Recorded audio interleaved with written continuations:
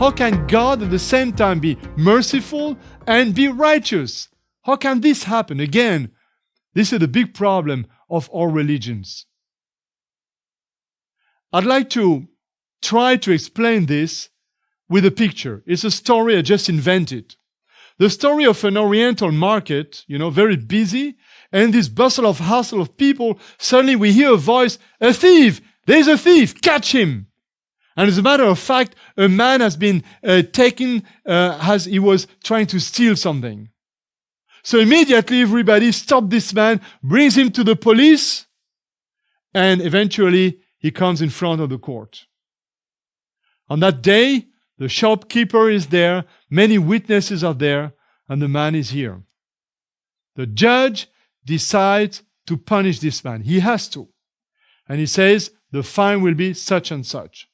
For this man, a huge amount of money, because this man is poor.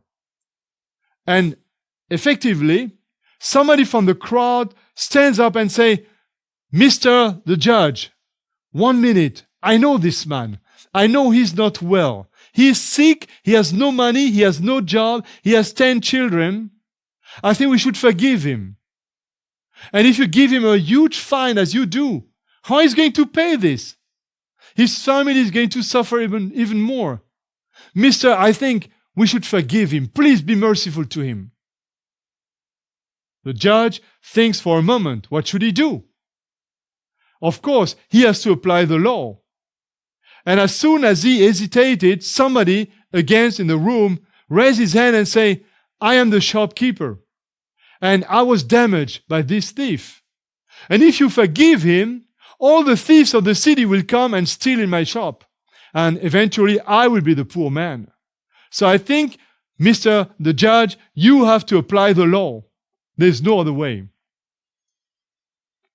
Again, the judge doesn't really know what to do. And while he goes to the files of his thief, something incredible happens.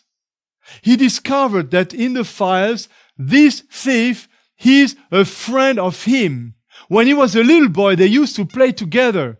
They were in the same class in school, and they were good friends. Now, this put the judge into a predicament. The judge doesn't have the right to be partial. He can't be biased and just close an eye because the convicted one is his friend.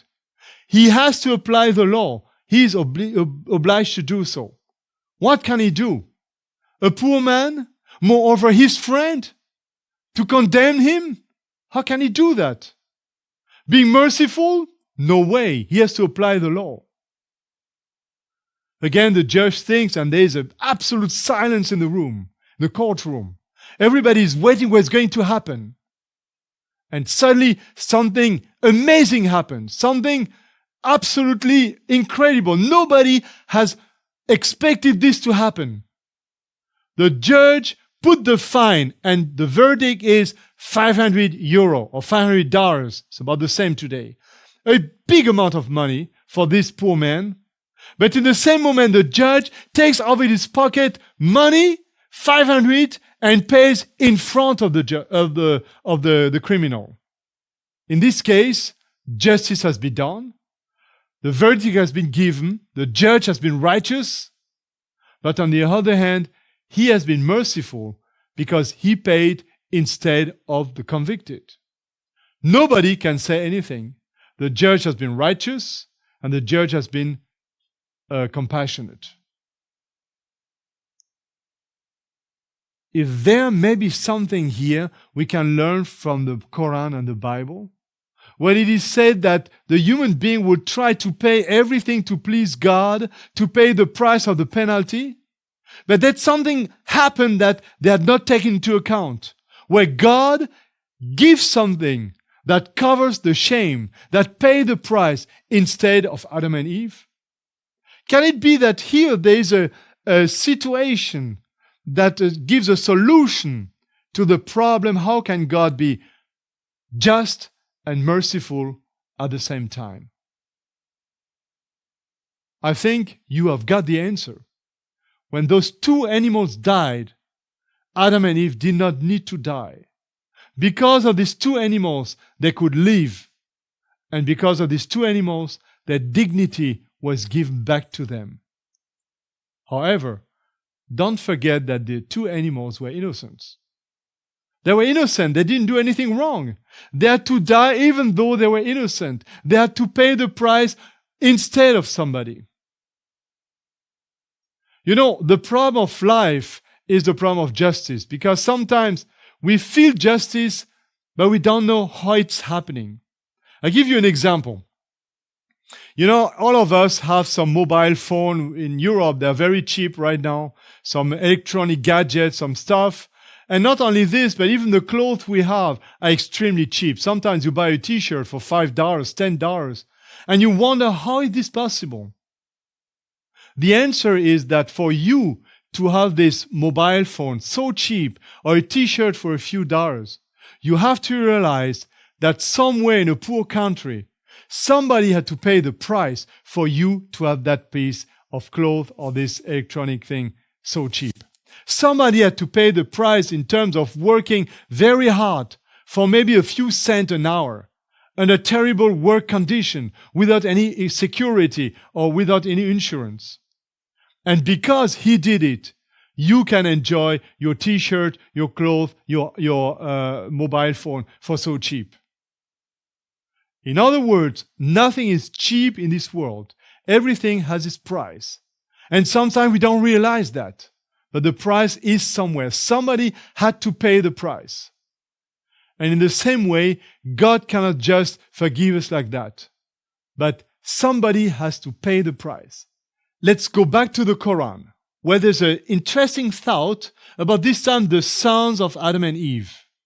In chapter 5, Surah 5, Al-Ma'idah, verse 27, it is said, "Recite to them the truth, or the story of the two sons of Adam. Behold, they each presented a sacrifice. It was accepted from one, but not from the other. Said the latter, 'Be sure I will slay you.' Surely, said the former, 'Allah accepts of the sacrifice of those who are righteous.'" I think we all know the story of these two sons of Adam and Eve, Cain and Abel, in Arabic, Qabil and Habil. Both bring a sacrifice, Arabic, korban. By the way, the same word in Hebrew, korban. Korban is something that brings God and man together, because qareb means something close to each other. So both of them try to restore the relationship between them and God that has been broken. By the way, the Latin word religion, which we use in English, religion, means to reconnect. It's a little bit like when you are online with internet and the connection is broken and you try to fix it. This is the idea of religion. And korban, sacrifice, is something that is supposed to reestablish the connection, the relationship between God and human. And so the two sons of Adam and Eve have the idea to bring a sacrifice. The first question is, how did they come to the idea to bring a sacrifice? Who told them this? There are different possibilities to answer. Of course, we can say God told them. But we can also say that Adam and Eve told them the story that on the very day they are their parents were supposed to die. Two animals were sacrificed, were slaughtered, instead of them, for them to keep on living. We could even go further and say that many times later on, Adam and Eve kept on sinning, and that every time, maybe they would sacrifice an animal to cover their shame again, again, and again. Or we could even just assume that the two sons of Adam and Eve, Cain and Abel, knew themselves that they were not according to God's standards, that they had been rebelling against God. Whatever, the text said they each presented a sacrifice. And the text says it was accepted from one, but not from the other. We know that the sacrifice of Cain was not accepted, but the sacrifice of Abel was accepted. And the big question is why? Let's read the parallel text of this in the Bible. Genesis chapter 4. And it came to pass that Cain brought an offering of the fruit of the ground to the Lord. Abel also brought of the firstborn of his flock and of their fat. And the Lord respected Abel and his offering, but he did not respect Cain and his offering. Two kinds of offerings. Cain brings his best fruits, and Abel brings an animal, a victim that is slaughtered as a sacrifice. Why didn't God accept Cain's sacrifice?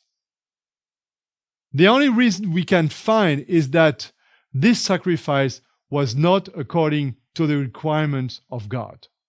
In another text in the New Testament this time, in 1 John chapter 3, it is said, "In this the children of God and the children of the devil are manifest. Whoever does not practice righteousness is not of God, nor he who does not love his brother.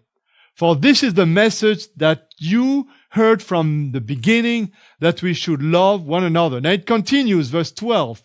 "Not as Cain, who was of the wicked one and murdered his brother."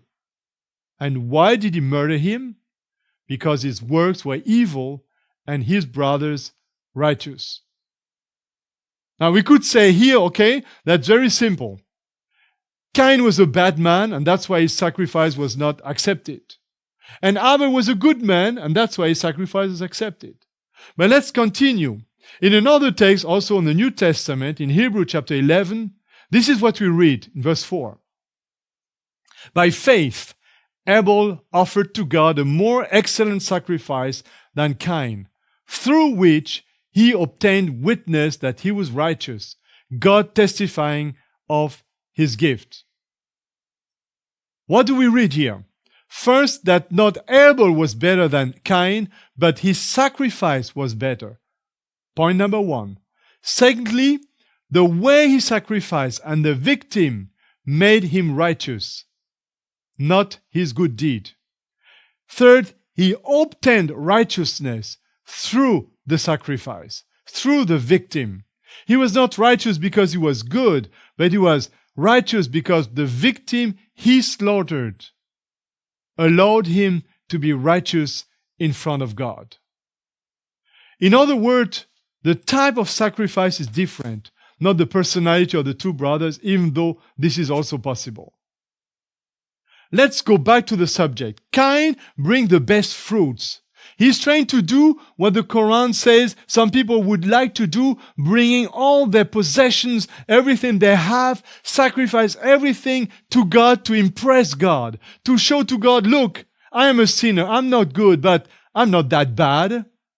Maybe you know this idea of a balance where you put your bad deeds and you put on the other scale good deeds to try to put the balance move into the right direction. So many people try to impress God. So many people try to show God that they want to do it right, that what they have done is not bad after all. But remember, God is righteous, and the single mistake is too much for him because he is a perfect God. And a perfect God cannot bear any imperfection in universe. You know, it's like when you have a brand new car. If you have a scratch on it, somebody is doing it or it happens. The old car has left its worth. Even in some countries, you can give it back to the man who sold it because it's new and it has to remain new. Or take the example of somebody who has very good ear, who can play or sing music so well. And I try to sing, and I think I'm a good singer, but compared to this man with an absolute ear, how can I pretend being good enough to sing in his choir, to sing with him, or to play in his band? No chance. We are not able to match the requirements that God has, the perfection of God. There's no way, no matter what we try to do, is not going to be good enough. We try to be salih, as we say in Arabic, able to stand in front of God's judgment. This is something no one can do. Back to the Quran, Surah 34, Sabah. Sabah, verse 37. It's not your wealth, not your sons, that will bring you nearer to us, but only those who believe and work righteousness. These are the ones for whom there is a multiplied reward for their deeds, while secure they reside in the dwellings on high. The text said that nothing can bring us closer to God. Again, here the word qarab, near to God. Nothing can be an agreeable sacrifice in front of God, something who can reconnect us with God. Nothing or wealth or sons, but only righteousness. Again, the word taqwa. Something coming from God, something covering us, something that is a present, not coming by our own effort, but coming from God, because God is Ar-Rahman Ar-Rahim, the merciful one. And this gives us security, the assurance that we will be muttaqin, accepted by God. Another text from the Quran, Al-Hajj, this is the Surah 22, verse 37. It's not their meat nor their blood that reaches Allah. It is your piety that reaches Him. He has thus made them subject to you, that you may glorify Allah for His guidance to you and proclaim the good news to all who do right. Here we have at least 3 words in this text that are very important. The first one, the one piety, taqwa. Again, piety is not something that comes from human. It's a present that God has given to Adam and Eve, has given to their children, has given to you and me to cover our shame in front of Him. The second word is the word guidance, hudan. As Muslims pray, guide us into the straight way every day, ihdina. The Quran speaks about a guidance that is going to reconnect us with God, to restore the relationship we would like to have and we should have with God. Something that brings us near to God. And the last word here we have in this text, this is the word, the good news. Oh, I like this word because as a Christian, we know the word good news, the gospel, Injil. This is what it means. In Arabic, bushra. The good news. The Quran speaks here about the good news that not our wealth, not the meat of animals, not the blood, not even the sacrifice of all our properties will reach Allah, will satisfy Allah, but only the taqwa, the righteousness that He gives us, showing us the way back to paradise. Indeed, this is a good news in the Quran as well. And I'm so sorry that so many Muslims don't know this, and that's why I urge you to think about this and to ponder about the mercy of God in a practical way. That God is accepting us not because we are good, beautiful, intelligent, or rich, but just because He is merciful and He pays the price instead of us. How this is going to happen, we're going to see that. A text from the Old Testament, Micah chapter 6. In verse 7, there's a question that is asked here, and that's the question we all have. Will the Lord be pleased with thousands of rams, 10,000 rivers of oil? Shall I give my firstborn for my transgression, the fruit of my body for the sin of my soul?